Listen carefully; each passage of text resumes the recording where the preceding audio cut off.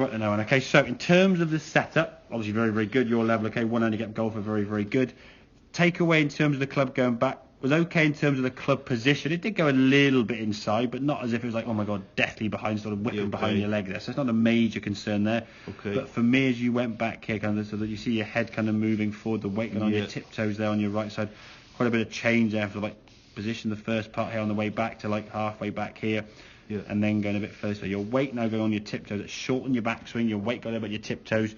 And now when you came back down to the golf ball, your club was kind of working a bit too far out. The right foot now is lifting up onto its toe, heels off the ground there. Yeah. Cramping up your space, coming from slightly outside the line there, slightly across the golf ball, then having to sort of hold on to the face, high left arm and trying to say pat it down the fairway. Yeah. Not really able to kind of strike that or compress the golf ball as well as you want to, okay? So if we compare that kind of backswing there, as you were there, sort of lifting up here, as you can see. In the back. So now it's about turning into that right hip. So the right hip and the right foot going to get a bit more out of the way as you go back. You can see now as you go back, your head now staying on that white line and the golf club now going back a little bit further.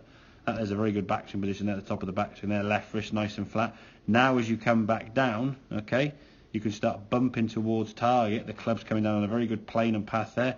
Right foot now is moving more to the golf ball. Your path now is very different from here.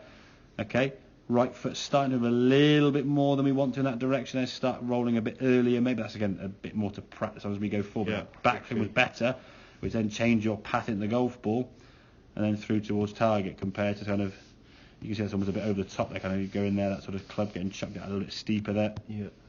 And coming kind of across that right foot now, even before impact, now that right foot's off the ground.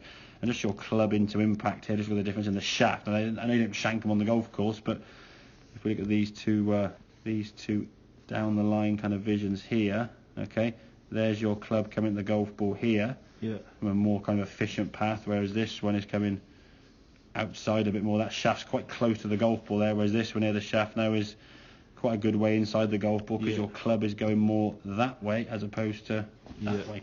Just by getting yourself out of the way on the way back and just staying back a little bit. Now the feeling is that you said you're going to have, you're hanging back.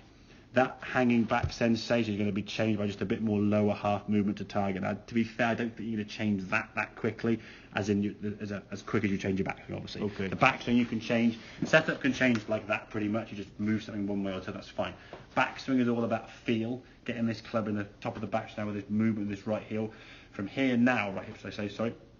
The movement now into impact is about instinct, okay? In the past, when you kind of went up on your toe and forward, and then over the top of that to scoop it, you had to create a movement to try and hit the golf ball. So in time, once that movement changes because of the way you're swinging the club on the way back, you can then start adapting to that downswing, getting yourself shifting towards target the correct way. Sometimes I think people look at their top, their chest and their torso shifting weight by just sort of swaying their top off a lot. The top off doesn't really move that much. Look at all the tour players, especially the good strikers of the ball, all the so-called Adam Scotts, Louis Oosthuizen's, McIlroy swings, or Jason Day, that kind of thing. Their top half's not moving that far. Their head kind of stays quite central, and the legs move towards target. In the past, when you thought about the legs sliding, that was your hip. There's a difference between, as I said before, your hip doing this and your leg doing that. So my head's now staying quite stable here, but my impact position now, I'm moving my legs over to that left side. If we slide the legs, that's the problem. So sometimes when you try to cure a fault, as you had in the past with that slidey leg, the way you did that was kind of almost like just stay back here and sort of scoop flick, as you said. And that's, hopefully you can see there why you're losing probably 5-10 yards per club, maybe more, based on how you're swinging that golf club. Your efficiency of your strike's not good enough. It's a bit scoopy, bottom groovy, launches up a bit too high, falls at the sky because you haven't getting that sort of compression on that golf ball ascended out there. Exactly, And the way you try to draw the balls, almost shallow the club face up really early. If we get that club working back on a better angle into the golf, your natural shape of shot's going to come anyway. And again, from there we can draw and fade. Your lower half working more effectively. This, though, is going to be your main focus from here. This backswing now, getting that club to swing into your right side a bit more, so you're turning back into that right hip. They're not moving. Your head stays the left side of that white line, whereas this one, you sort of start a bit more on the line, admittedly, but then as you move, you're moving forward there, as you can see. Your weight now is going on your tiptoes. When your weight goes there, the club then goes a bit forward. So look at the angle of the club there, and then comes back. Yeah. There. Horrendous. That bit over, and that over the top is just caused by that lower half movement. Yeah, the lower half going your tiptoe, the club gets chucked forward. Well, now you've got to try and sort of pull back out of the way and save yourself effectively, if that makes sense. Yeah. And then when you do that, you can't shift any weight at all. No. So you're able to shift your weight better in that swing.